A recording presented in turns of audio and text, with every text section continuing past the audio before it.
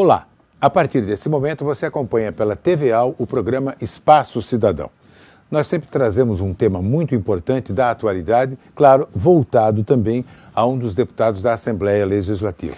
O deputado hoje, nosso convidado, o deputado Valmir Comim, sul do estado de Santa Catarina, ele que é presidente da Comissão de Transportes e Desenvolvimento Urbano. Deputado, muito obrigado por aqui aceito o nosso convite. Nós temos mobilidade ou imobilidade urbana nos dias de hoje? Acho que caracteriza como imobilidade total, né? Uma capital que se diferencia, um estado que se diferencia dos demais da federação, ressalvada a proporcionalidade do seu território, né? E que se destaca. 1,3 o país, né? Mas tem um lado bom, né? Quinto produtor de alimentos. Exatamente. Né? E temos 5,6% das exportações, né? Atingimos 4,7% do PIB. E, na verdade, estamos vivendo um caos, né?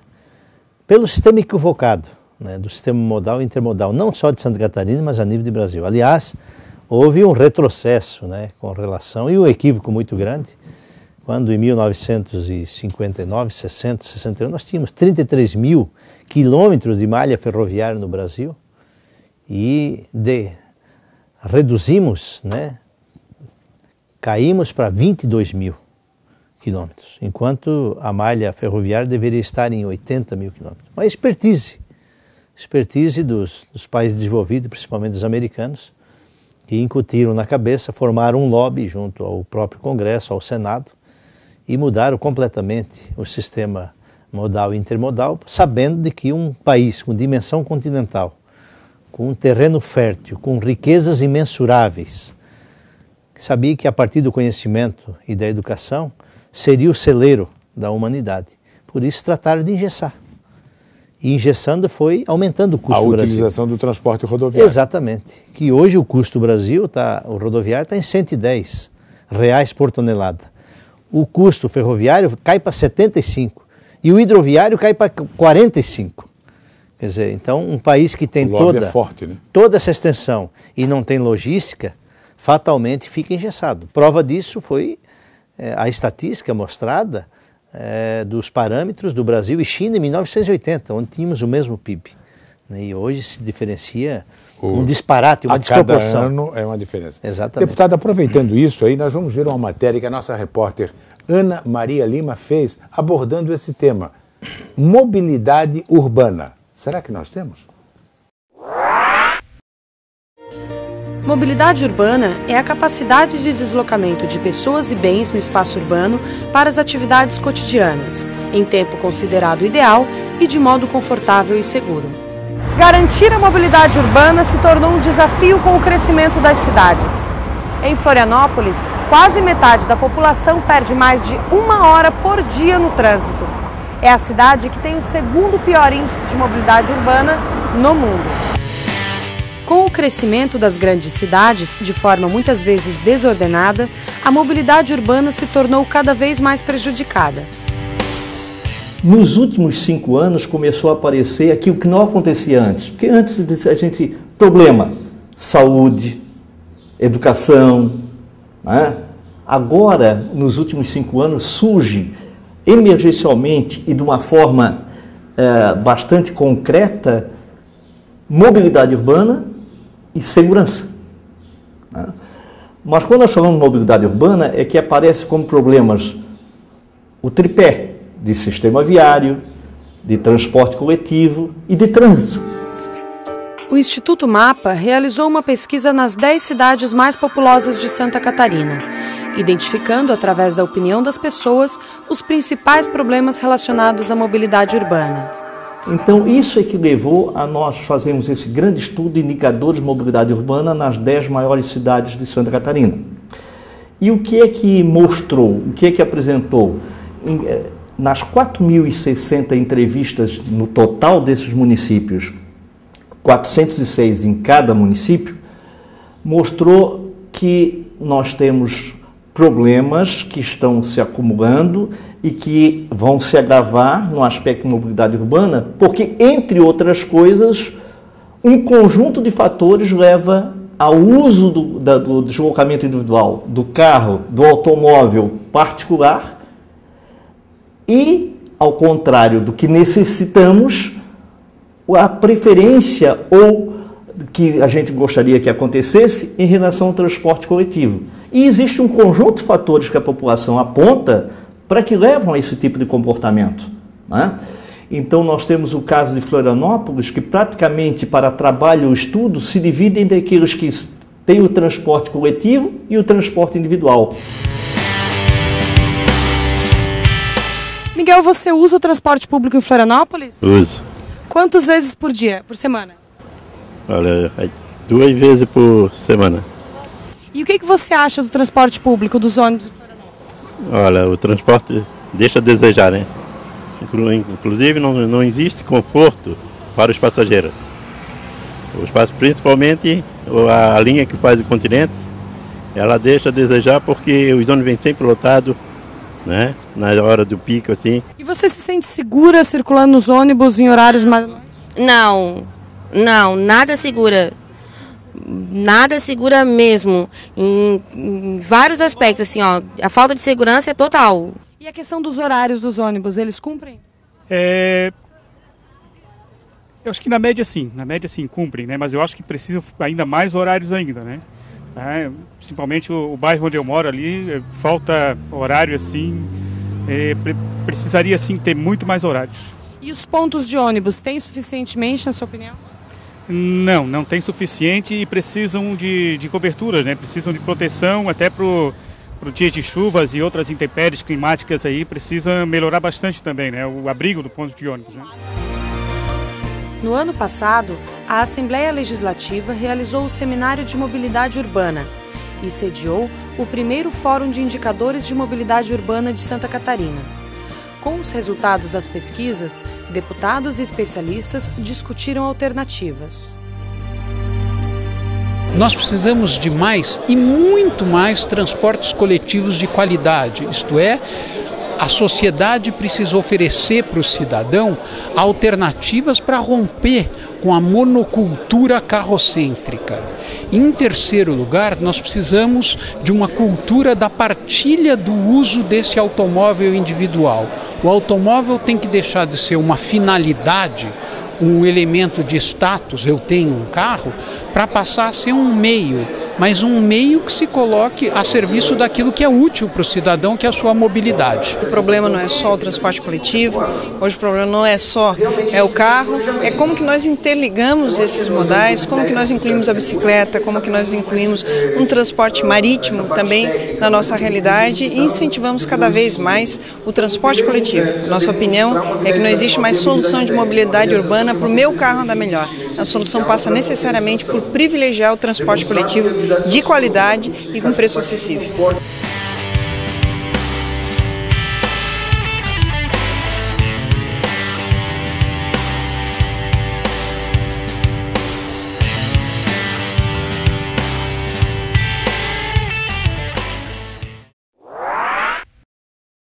Deputado Comim, como presidente da Comissão de Transportes aqui da Assembleia Legislativa, o que é que já foi feito, o que é que pode ser feito?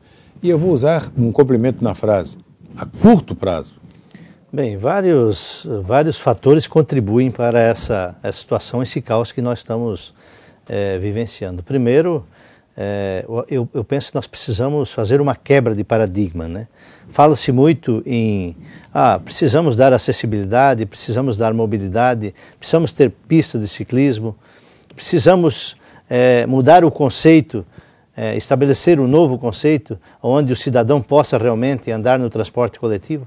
Agora, é evidente que para que essas situações venham a ocorrer, há necessidade de uma vontade política e muito forte. Tem que apresentar alternativas realmente à população. Não basta criticar. Exatamente. Nós abrimos esse debate, foram várias audiências públicas que foram promovidas através da comissão do Parlamento, esse fórum de mobilidade, os indexadores de mobilidade das maiores cidades de Santa Catarina, né, que foi cabeçado pela própria RBS e também com o Instituto Mapa, mostra claramente onde estão os pontos e os gargalos de toda essa situação. E esse problema é tão grave que atinge até cidades pequenas já. Mas evidentemente, agora o que precisa, telespectador, é que tenhamos uma noção macro de toda a situação. Nós precisamos encarar isso por um prisma de grandeza, encarando dentro de um conceito de região metropolitana. Não adianta os municípios ao entorno da metrópole pensarem individualmente, cada um cuidar do seu umbigo. Nós temos que pensar de uma forma conjunta, integrada. E é por essa razão que nós precisamos aprofundar esse debate, trazer as entidades organizadas de classe, trazer as universidades, os experts nesse assunto, né, os que têm são detentores da caneta, né, do poder de decisão, e o próprio governo, né, que é o incentivador, que tem que ser o motivador da sociedade nesse processo. E um fator mais agravante, quando eu falo em quebra de paradigmas, é com relação à situação de que não adianta nós construirmos a 4ª, a 5ª, a 6ª ou a 10ª ponte. Nós precisamos estabelecer um novo conceito. O que nós queremos para a nossa cidade e para a região metropolitana como um todo? Precisa estar integrado a essa discussão, a esse debate, a elaboração dos planos diretores dessa cidade dentro de uma forma de corredores, né, para o transporte pesado e o transporte de veículo. É preciso estabelecer um cronograma e uma vontade política para aproveitar esses recursos, dessa beleza que a providência divina nos concedeu, né, de estarmos situados ao envolto de tantas baías, né, de mar calmo, que poderíamos integrar aí o transporte náutico integrado ao transporte coletivo, né? Então, por exemplo, o centro administrativo hoje deveria estar situado próximo a 101. O aeroporto deveria estar situado próximo a 101. Nós estamos... No lado continental. Exatamente, nós estamos promovendo o processo inverso, quer dizer, ao invés de nós desafogarmos, nós estamos inchando a cada vez mais. A ponte Pedro Ivo Campo trafega mais que a ponte Rio-Niterói. Chega a 150 mil veículos dia. Isso é inconcebível, entendeu? Essa situação é um transtorno, vira um caos, um estresse, né, na população. E tudo isso poderia ser minimizado dentro de um processo de integração e uma visão macro, de médio e de longo prazo. Claro que nós não podemos ser imediatistas. Olha, a ponte... Nem adiantaria, né, deputado? Nem adiantaria. Então, seria uma situação politiqueira. E não é esse o objetivo. A população está cansada, o pagador de impostos, né, desde o mais humilde até o mais grande empresário. Mas não tem retorno. Exatamente. Então, e é frustrante quando você sabe que está sendo debitado da sua conta, daquilo, da sua caixa de fósforo que você compra, né, um percentual para o imposto, e você não vê que a recíproca está sendo verdadeira, né? Não tem retorno. Então isso é que cria realmente o grau de insatisfação e de indignação, né, perante a população, o pagador de impostos. Por essa situação é que nós precisamos aprofundar esse debate. Não adianta, por exemplo, agora, está aí a prospecção do novo trajeto, que seria um túnel subaquático com a extensão de 4 quilômetros, que pegaria aqui na beira-mar e até a Capoeiras, lá onde é situado o Angeloni, né? Exato, interligando a via expressa. Mas para se aproximar da via expressa. Exatamente, mas se não mudarmos esse conceito, nós vamos trazer cada vez mais investimentos para o centro da capital, enquanto poderíamos estar levando, dentro desse conceito de região metropolitana, de forma integrada, né? O aeroporto, olha, nas grandes cidades está a 50, 60 quilômetros de distância. Agora, o que precisa é ter um corredor de acesso rápido para se chegar a esse final, né? E avião não espera, não é verdade?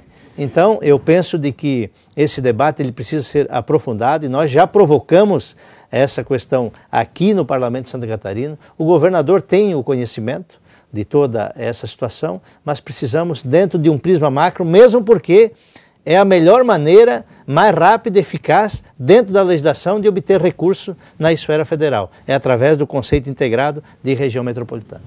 Obrigado por hora, deputado. Nós vamos ao intervalo agora no programa Espaço Cidadão e voltamos em seguida abordando o tema mobilidade, ou será imobilidade urbana. Nosso entrevistado de hoje é o deputado Valmir Comim, que é o presidente da Comissão de Transportes e Desenvolvimento Urbano. Nós já voltamos, fique aí.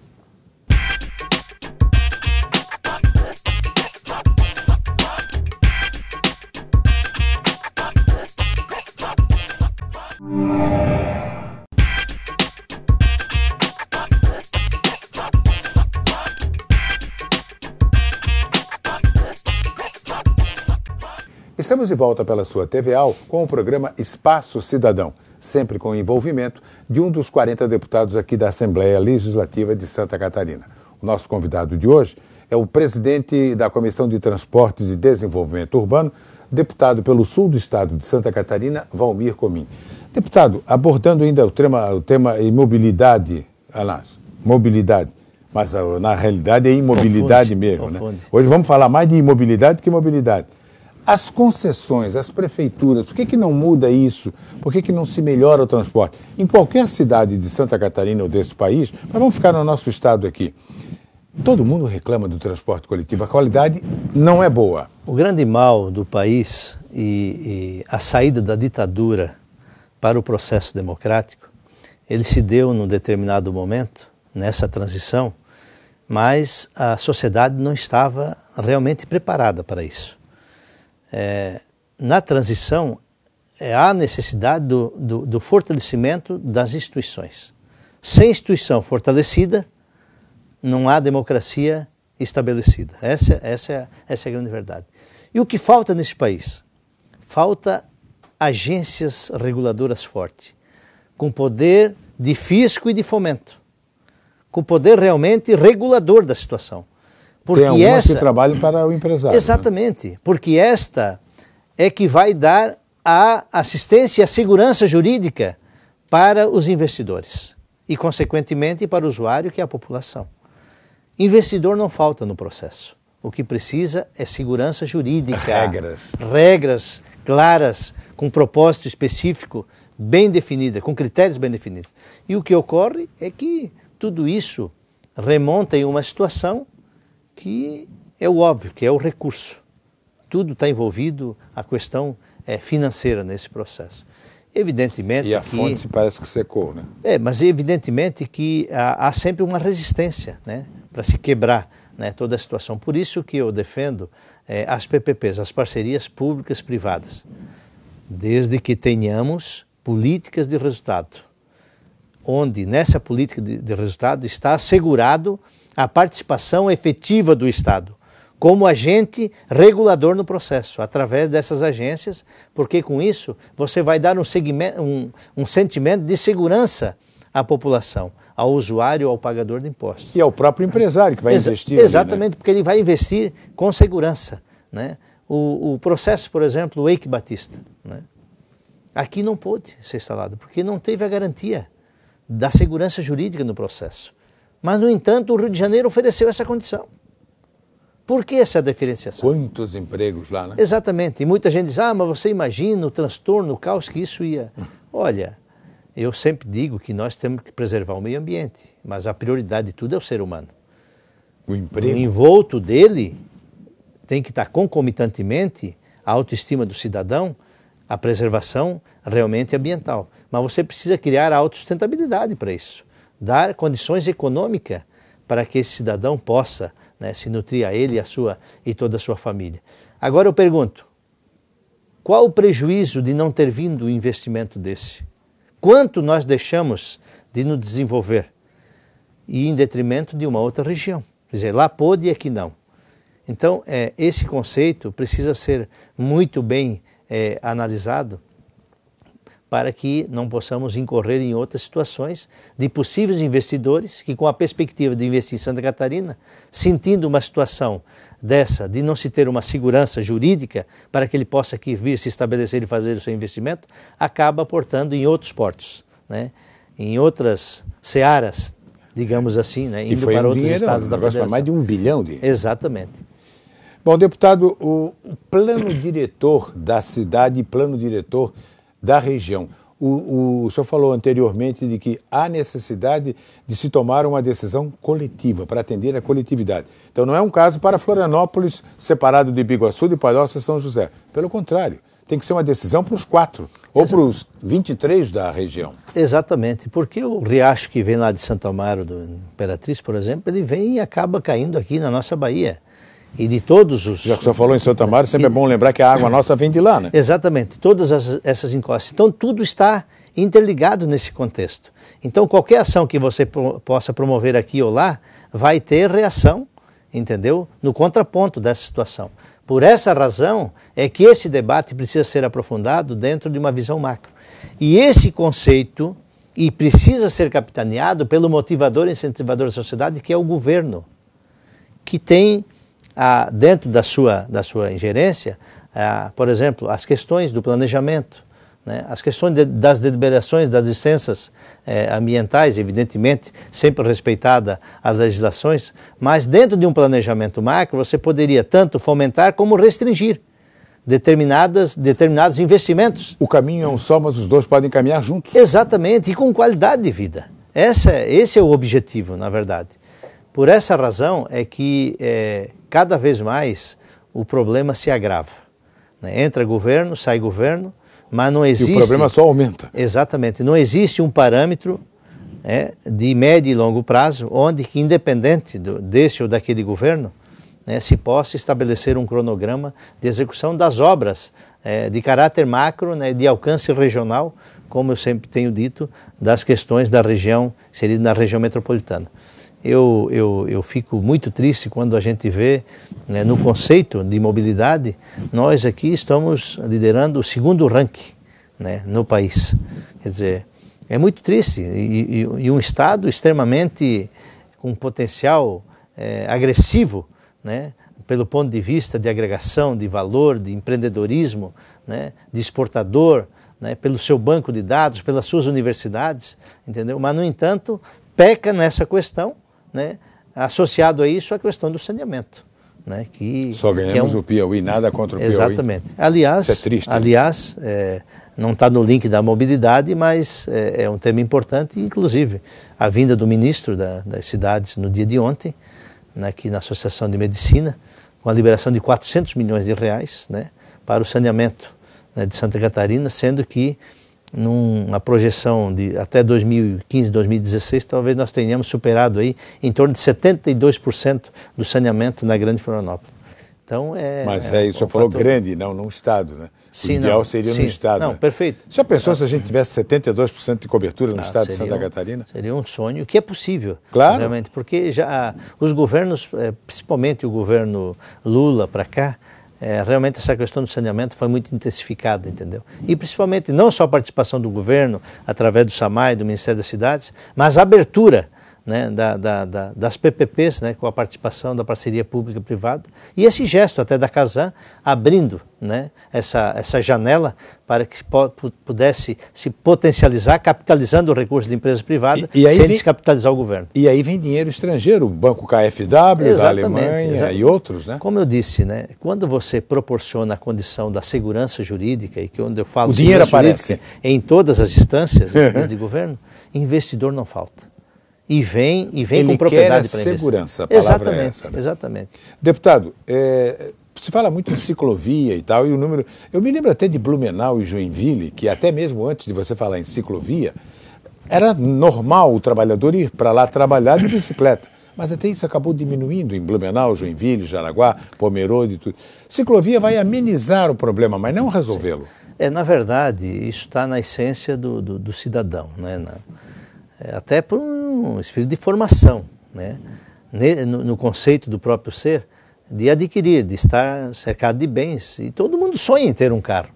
E aí é nesse prisma que eu caracterizo esse problema cada vez mais agravante pelo modelo brasileiro estabelecido com relação à liberação em excesso da produção de veículos, sem um controle adequado dentro do planejamento para transitar nessas vias. São milhões e milhões de veículos que são jogados todo ano e, no entanto, em paralelo a isso, não existe a contrapartida por parte dos governos. Melhoramento nas estradas. Exatamente, no melhoramento das estradas. E é evidente que as grandes financiadoras estão aí, com juros baixíssimos, e proporcionando. Hoje qualquer cidadão, tem uma garantia enorme, com o menor salário que seja, tem lá, se estabelece 60 meses, 120 meses para pagar, sem entrada. Então você compra um carro, quer dizer, é mais um veículo que está, e que enquanto isso poderia ser feito o processo inverso. Mas para isso é preciso que, para o cidadão criar o hábito de andar de bicicleta, ou de andar de trem, ou de ônibus, ou de barco, é preciso ter a condição para isso. E essa condição quem tem que oferecer é o poder público. Se der essa condição, a sociedade cria o hábito realmente de passar a utilizar esses mecanismos. Bom, a lei de mobilidade é do dia 14 de abril do ano passado e foi sancionada no começo desse ano agora. Já não veio tarde demais, deputado? Olha, infelizmente... Antes tarde do que nunca. Exatamente. Agora o que precisa é aprimorar, é aprofundar a cada vez mais. E esse é um tema permanente, né? Pertinente, atual e que precisa cada vez mais ser debatido na sua essência, né? Mas sempre primando pelos valores da condição de proporcionar qualidade de vida, né, ao cidadão, que é o número 1 nesse processo, né? Que é o ser humano. Apesar da lei ser de um ano atrás, praticamente, ela vem no momento que vai, com certeza, ao exemplo da questão do saneamento.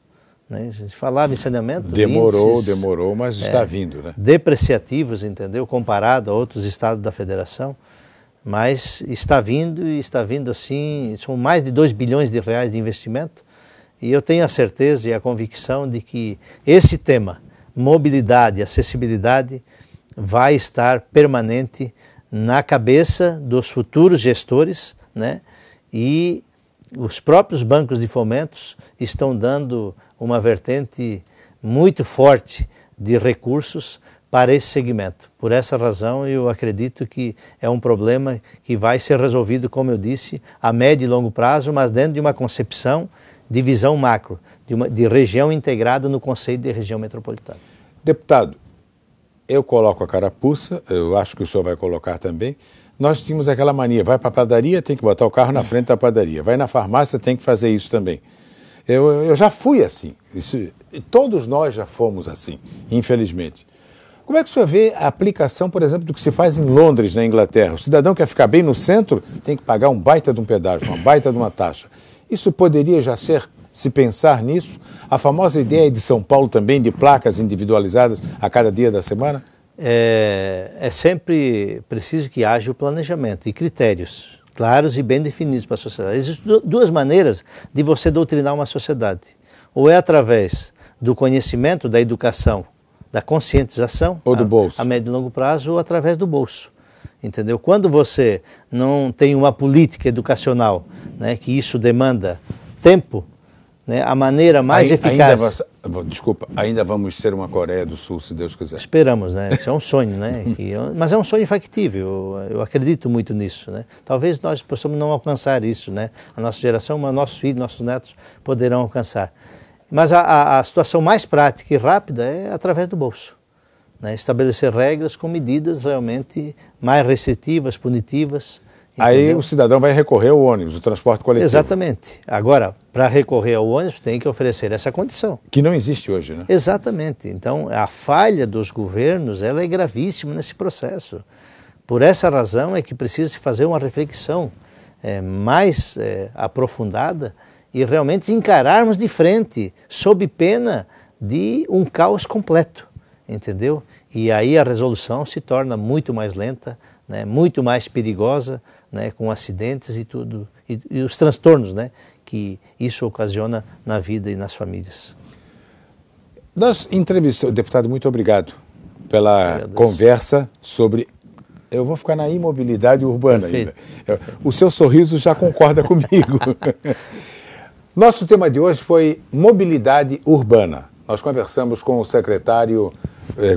com o presidente da Comissão de Transportes da Assembleia Legislativa e Desenvolvimento Urbano, deputado do Sul de Santa Catarina, Valmir Comim. Ele é do Partido Progressista. Mas eu ainda fico com aquela pergunta: que avaliação você faz de toda essa entrevista, mas principalmente da realidade que nós enfrentamos hoje no país, mas aqui em Santa Catarina, nas principais cidades? Nós temos mobilidade urbana ou nós temos imobilidade urbana? Na segunda hipótese, como resolver esse problema? O Espaço Cidadão volta pela sua TVAL na próxima semana. Até lá.